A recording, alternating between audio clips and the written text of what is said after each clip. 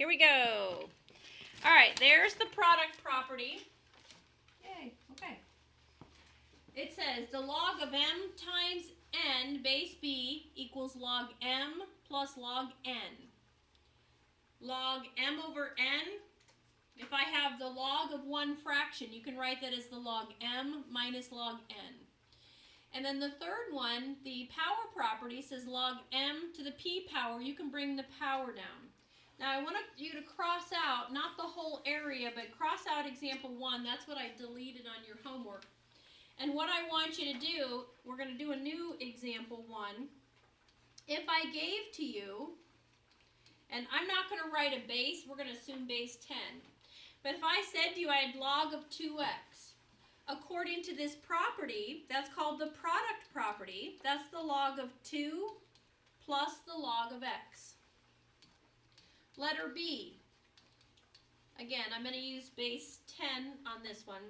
If I have log x cubed, I could bring down the power and say that's 3 log x. And the third one, if I say log 2 over y, this is log 2 minus log y. So it's basically like the exponent properties where you subtract it and Yes, exactly. Do you remember when we did like a to the m times a to the n? We said it was a to the m plus n. Remember, the answer of a logarithm is the exponent, right? So yes, exactly. Yes. Good job. All right, now, rewriting expressions. You can use properties of logarithms to expand and condense logarithmic expressions. We use this in pre-calculus and calculus. And I have to tell you, my calculus class today, they have a test that involves derivatives and integrals of logarithms, and they actually have to use this on it. And we've been practicing it, so it really is important. All right, so expand. What does the word expand mean? Make it bigger. So I want you to look back a moment at this.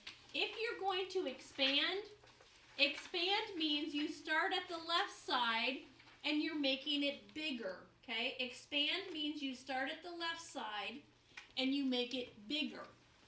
So, in letter A, this would be, the first thing I see is the fraction, the quotient. So I'm going to make this the log of 5x cubed base 6 minus log y base 6. I cannot bring the power down until I have the x cubed alone, okay? Now, the next thing I see is I have a product.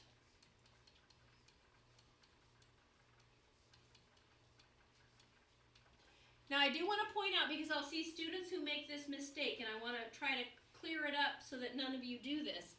Do you understand why can't I bring the 3 down up in this step? Why don't I? We have a power property. It's not on the 5, right? So you can't bring down the exponent till I have it alone. So then this is the log of 5 base 6 plus 3 log x base 6 minus log y base 6.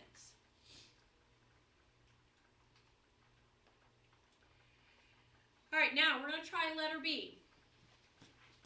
First of all, we have the quotient. So this is the log of 3x squared base 7 minus the log 5y cubed base 7. And you don't have to put the parentheses. You can, you can't, it doesn't matter.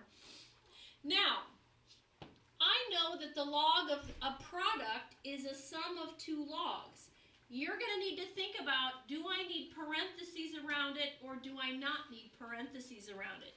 In this first one, I do not need a parenthesis. This is the log of 3 base 7 plus log x squared base 7. However, I need to have my thinking cap on. Log 5y cubed base 7, that's a sum, and I need to subtract a sum. If I'm going to subtract the entire sum, I need a grouping symbol. So I'm going to put the grouping symbol here and go log 5 base 7 plus log y cubed base 7. Do you guys understand why the parentheses are needed? If you're going to subtract a sum, you have to distribute the minus sign, okay? Now I can use the power property, and I'm going to multitask here, distribute and bring the power down. Something I want to go ahead and point out while we're here is essentially, if there's a minus sign in front of the log, that's in the denominator of the quotient. Do you see that? That the minus log 5, the 5's down in the bottom, and if I brought the power up to y cubed, the y cubed is in the bottom. And that should make sense. Let's try to squeeze one more in here just to make sure we're getting the hang of this. Let's say ln 3x to the 4th over y. So ln just means log base e. Try this one, expand it, make it bigger.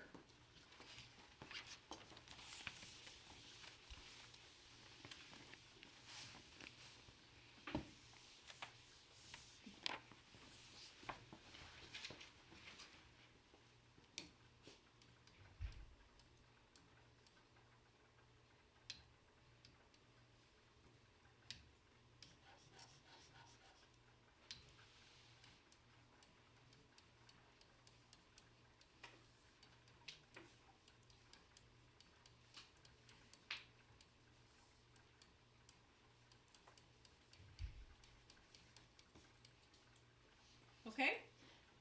One other thing I want to point out to you, if you have a little bit of space. What if I said to you I had ln square root x? I don't want anybody to be surprised about this. What do you know about square root x? It's x to the 1/2 power. So if you were asked to expand this, you need to recognize that a square root of x is x to the 1/2. I do have a power I can bring down. And so keep that in mind, like if I have cube root x, that's x to the 1/3. Okay? Now, condense just means we're going to go in the opposite direction. I want to make it smaller. Now, when you look at that power property, there is nothing in front of the log when we have x to the p and you bring the p down. So what we're going to do in letter A here is you need to take care of the number out front first. Okay, so what I mean is I can't put these together with a product because there's a number in front of the log. You can't add them when there's a number in front of the log. So this becomes log 9 plus log 8 minus log 3. Excuse me. And you guys don't rush through these. Yes, they're pretty easy, but if you rush, that's where you're going to make some careless mistakes. Now, take 2 at a time. Don't try to do 3 at once. If I have log 9 plus log 8, that's a product, right? That's the log 72 minus log 3. Subtraction results in a quotient, and that's log 24. All right, try letter B now on your own. I'll give you a head start, and then I'll give you an extra one to do.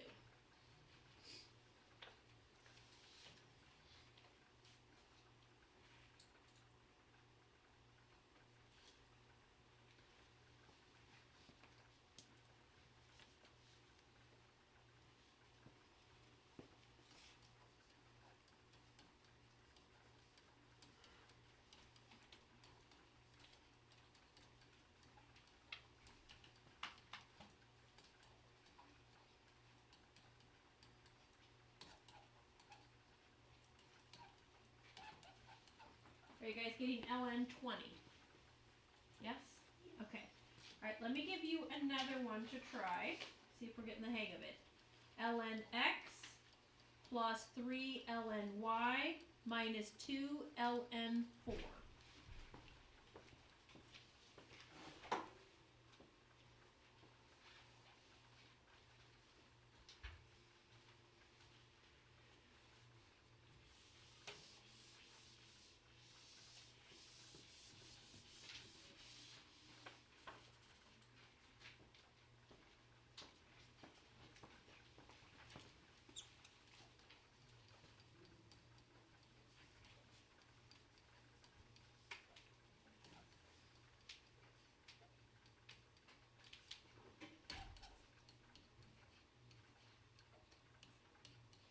you guys get ln xy cubed over 16? Okay, next idea is called the change of base formula. And does anybody have the old calculator, the 83? Okay, bummer for you guys. Because, sorry, on the TI-84, this change of base formula is completely silly because on the TI-84s, it will do it for us. I'm going to try to get, my son has written a program for change of base, so I meant to get it from him second period, and I didn't. So I'll write myself a note and get it from him after school to give you next time. But here's the deal. If you want to do log 8 base 3, TI-84 users, watch this. This is like, it's like we don't need the change of base anymore on the new calculators. Alright, watch this. You can find the log base in 2 locations. You can do alpha window, and it's number 5. And look, if I want log 8 base 3, I just type it in. Whoops, did I not get it? You're up. I'm up. If you push Oh. There we go, thank you. There we go. It's right there. Unfortunately, on the TI-83, you don't have that, so you have to do what's called change of base. Change of base is that you make it ln 8 over ln 3, okay? So you, on the TI-83, you have to do ln 8 divided by ln 3. So base goes in the basement. Yeah, Noah? What was the other way to get to it besides alpha window? Okay, if you can't do alpha window, you can press math and hit the up arrow, and it's down here at letter A. And so watch this. Now, I do not want you guys getting calculator happy on me, because I'm going to put this on the no calculator part, what we've been doing. But like, if I wanted log 256 base 4, I can now punch it. That's why I didn't tell it to you the last 2 school days, because I didn't want you to know. Yeah. Is this, and I don't think this one has it, does it?